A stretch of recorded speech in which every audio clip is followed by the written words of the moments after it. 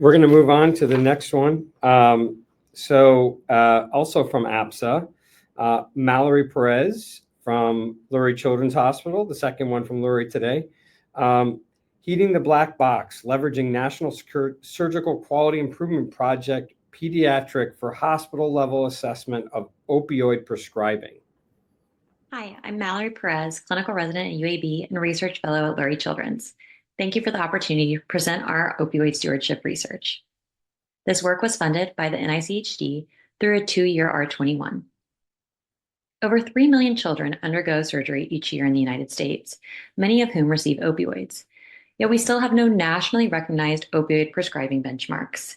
The AAP has issued a challenge to surgeons to decrease opioid utilization by 50% at discharge. However, stewardship efforts must balance adequate pain control with risk of opioid-related harm. To strike this balance, we need a better understanding of the extent and the drivers of opioid prescribing practice variation across hospitals. The FDA provides guidance on opioid prescribing, but compliance is not nationally benchmarked. Guidance is issued in the form of contraindications and warnings. Contraindications apply when a product is not recommended due to the potential for harm, never events, while warnings are alerts on emerging concerns calling for increased caution. We hypothesize that opioid prescribing practices at discharge and compliance with FDA guidance vary significantly across hospitals and subspecialties. Our study utilized expanded NSQIP-P data from all 4 Illinois children's hospitals participating in the program. Children 5 to 18 years of age undergoing any operation in the sampling frame were considered for inclusion. We defined 3 outcomes. First, whether an opioid was prescribed at discharge, a marker of the extent of opioid discharge exposures.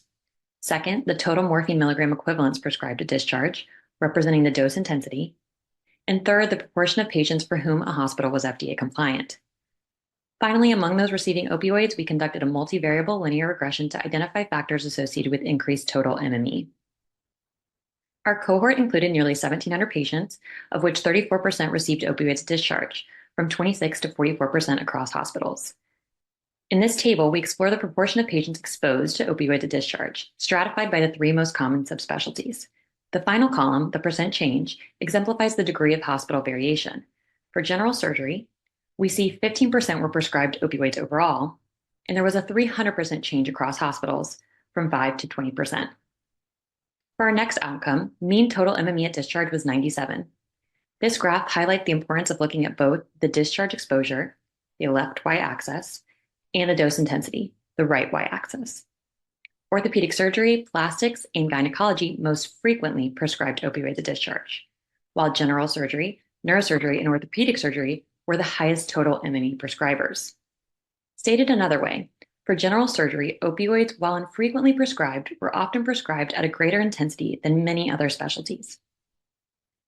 Our linear regression showed hospital site, adolescent age, orthopedic surgery, neurosurgery, and multimodal analgesia use, like preoperative non-opioid agents and regional blocks, were associated with increased total MME.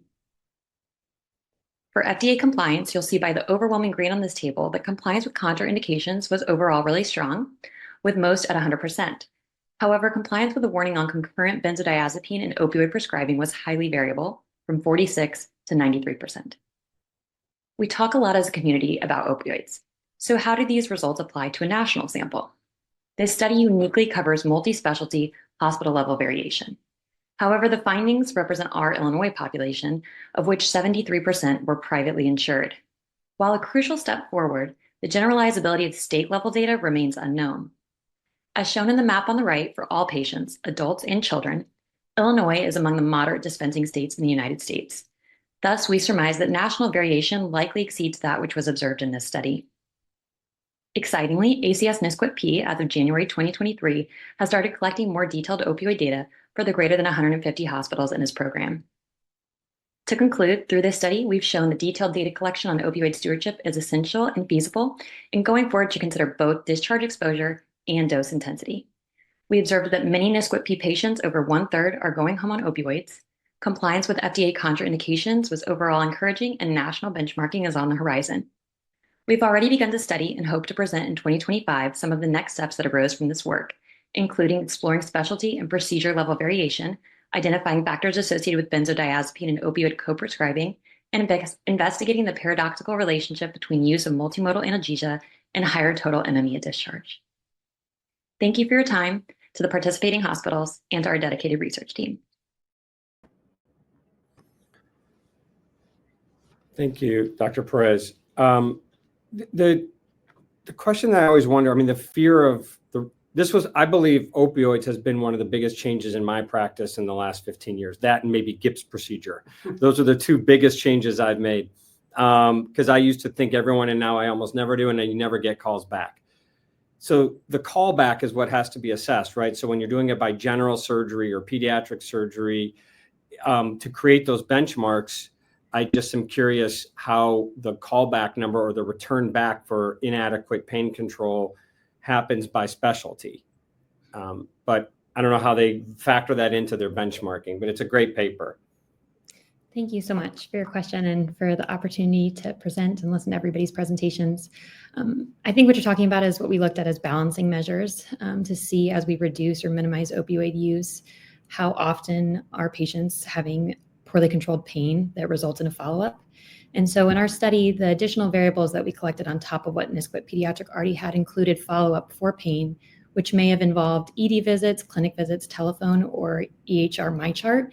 And what we found is that there was no association with decreased use of opioids and increased follow-up. In fact, what we actually saw is that those who were prescribed opioids were more likely to have pain control challenges. And that's across all specialties? Yes. So unfortunately, it's a great point that you make. We haven't looked at that at a level of subspecialties or specialties. And part of that is challenged by the overall number of patients that sought follow-up care. So in our total cohort, it was only 8% for pain-related issues. You know, we've recognized in lots of things that if you provide standardization, you improve outcomes. And we've had lots of divisions here in our institution that have standardized their opioid approach and seen dramatic reductions. Is there an opportunity to work through the national organizations for these various different subspecialties to implement that kind of guideline?